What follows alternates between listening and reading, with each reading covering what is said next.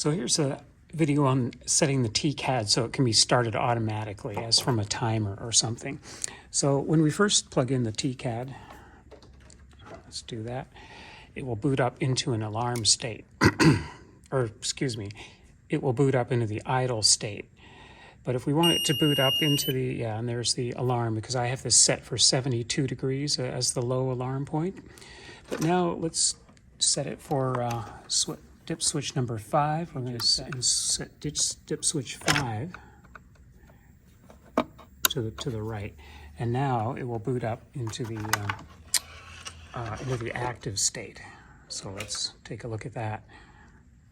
So now we're going to plug it in again and watch the difference in behavior.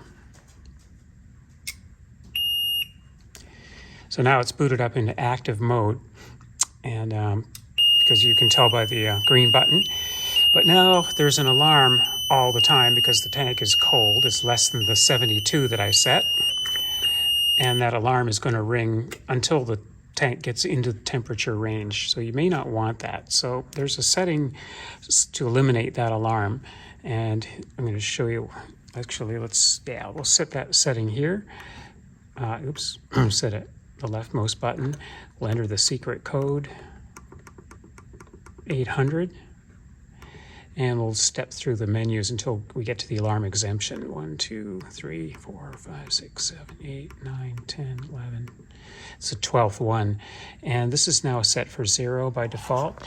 And we can set a bunch of alarm exemptions. Here's the detailed instruction sheet.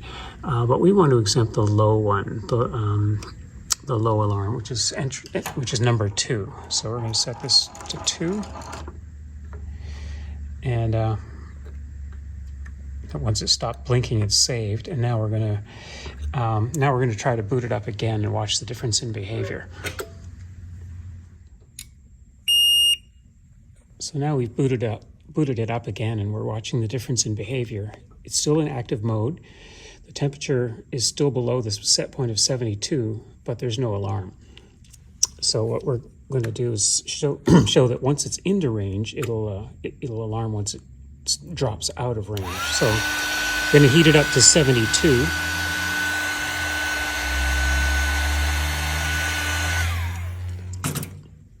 And now it's now we're going to take it back out of range.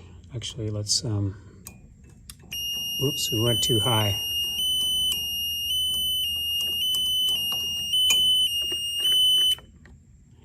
So we're going to take it back down below 72, and actually it's in range now, so let's give it a minute. So there's the light. There's a bit of a lag, so it's indicating in range, and now we're going to take it below 72, and it will alarm on the low end of the range. And there's the alarm. So that's an idea of how to set up the alarm so it can be booted directly into active mode from a timer as soon as the power is passed to the TCAD